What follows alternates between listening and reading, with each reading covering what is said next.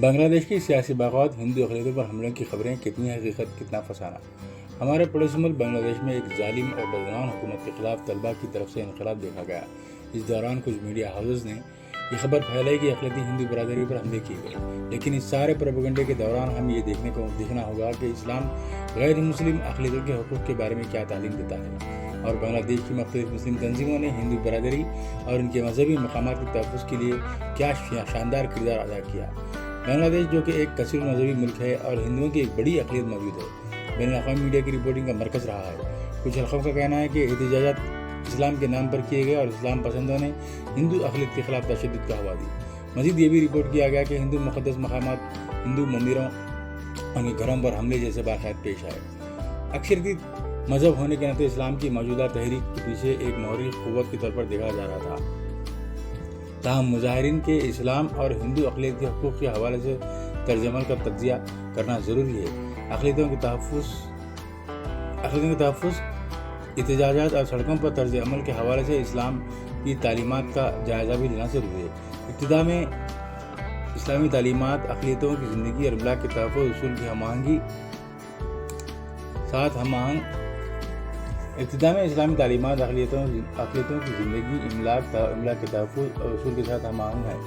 چاہے جنگ ہو یا امن کا وقت ہو، تشدد احتجاج کے دوران حکومت اور مظاہرین دونوں کے لیے انصاف کے اصولوں کو پاسداری ضروری ہے۔ اتحادی تحریکوں کے لیے فرقہ وارانہ ہم آہنگی کو برقرار رکھنا ضروری ہے، بصورت دیگر نے اقلیتوں پر تشدد کے الزام کا سامنا کرنا پڑ سکتا ہے۔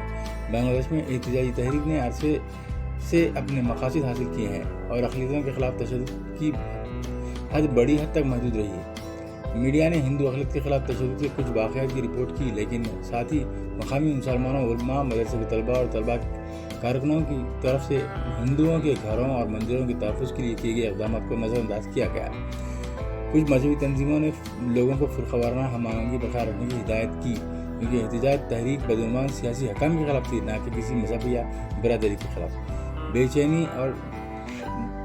چینی اور دنیا کی مسلسل نگرانی کے دوران بنگلہ دیشی مسلمانوں نے ہندوؤں کی جان و مال کے تحفظ کے لیے آگے آ کے اپنا مذہبی فریضہ ادا کیا۔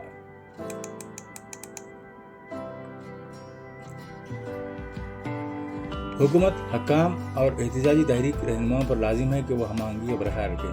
اسلام انہیں اقلیتوں کے تحفظ کا فرض سونپتا ہے، اس کو ایک اصول اور قانون بنایا جاتا ہے۔ مذہبی رہنماؤں کو مساجد سے اعلان کر کے ذمہ داری اٹھانی چاہیے، اقلیتوں کے تحفظ کے لیے مقامی سطح پر اقدامات کیے جائیں۔ بنگلہ دیش میں طلباء کی قیادت ہونے والی احتجاجی تحریک نے ملک کے اندر گہرے غم و غصے اور تبدیلی کے مطالبات کو اجاگر کیا، جبکہ سیاسی بد انتظامی، بدعنوانی، اقتصادی ناکامیاں اس بے چینی کو ہوا دے سکتی ہیں۔ اس عالمی دور میں یہ تحریک اقلیتوں کے حقوق کے تحفظ اور کثیر مذہبی معاشرے میں فرقہ وارانہ ہم آہنگی برقرار رکھنے کی ضرورت کو اجاگر کرتی ہے۔ جیسے اقلیتوں کے حقوق کے تحفظ اور کثیر المذہبی معاشرے میں فرقہ وارانہ ہم آہنگی برقرار رکھنے کی ضرورت کو بھی اجاگر کرتی ہے۔ جیسے احتجاجات ترقی کر رہے ہیں، حکومت اور مظاہرین دونوں کے لیے انصاف اور عدم تشدد کے اصولوں پر عمل کرنا ضروری ہے۔ اس بات کو یقینی بنانا سیاسی اصلاحات کی جدوجہد مزید تقسیم یا فرقہ وارانہ بنیادوں پر نقصان کا باعث نہ بنے۔ اقلیتوں کے حقوق کے تحفظ کی کوششوں کو اسلامی تعلیمات اور تمام شہریوں کے لیے اخلاقی ذمہ داریوں سے رہنمائی ملنی چاہیے، تاکہ تحریک کا حقیقی مقصد نظامی بدعنوانی کو چیلنج کرنا اور سب کے لیے ایک زیادہ منصفانہ معاشرہ تشکیل دینا ہے۔ ناظرین، اس رپورٹ کے ذریعے یہ بتانے کی کوشش کی گئی ہے کہ جو بنگلہ دیش میں ہندو اقلیتوں پر حملوں کی جو خبریں شائع ہوئی ہیں، اس میں حقیقت کم ہے، فسانہ زیادہ ہے۔